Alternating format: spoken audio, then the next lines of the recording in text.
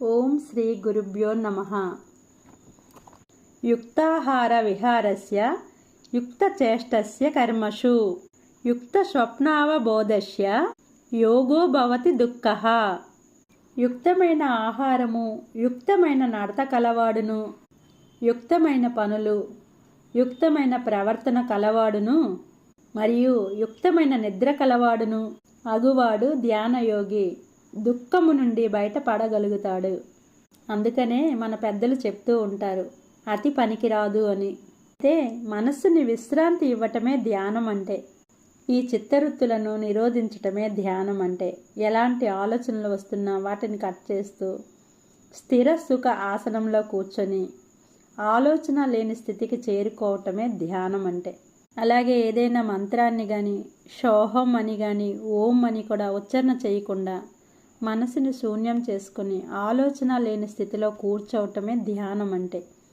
గౌతమ బుద్ధుడు శ్వాస మీద ధ్యాసనే ఆనాపానసతి ధ్యానంగా కనుగొన్నారు. ఆనా అంటే ఉచ్ఛ్వాస, అపాన అంటే నిశ్వాస, సతి అంటే కూడుకొని ఉండుట.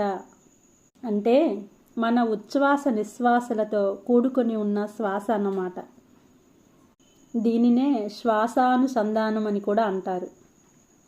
Being with the breath. కుంభక, రేచక, పూరక, సుఖమయ ప్రాణాయామం అంటారు. హాయిగా కూర్చోవాలి, కళ్ళు రెండు మూసుకొని సుఖమయ ఆసనంలో కూర్చొని మనకు వస్తున్న ఆలోచనలన్నీ కూడా స్విచ్ ఆఫ్ చేసుకొని కూర్చోవాలి. అయమాత్మ బ్రహ్మ, అహం బ్రహ్మశ్రీ. ఇలాంటి అవగాహన సారాంశాన్నే ఆత్మశాస్త్రం అని కూడా అంటాం. ఉద్ధరేదాత్మానాత్మానం.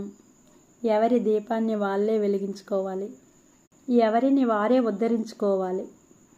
నువ్వు మాంసం కానీ తింటే 5 జన్మాల్లో నేర్చుకోవాల్సింది 50 జన్మాల్లో నేర్చుకుంటావు. ఎంత పాపం చేసామో అంతా కూడా అనుభవించవలసిందే ఎవరైనా సరే. ఎన్ని శాస్త్రాలు చెప్పినా, ఎంత ధర్మంని బోధించినా అహింసా ధర్మంని మాత్రం తప్పనిసరిగా పాటించాలి. ఎప్పుడైతే మనం శ్వాస మీద ధ్యాస ఉంచుతామో మనలో ఉన్న ప్రాణశక్తి అధికమవుతూ ఉంటుంది. ఆత్మకు కావలసినంత ప్రాణశక్తి లభిస్తుంది.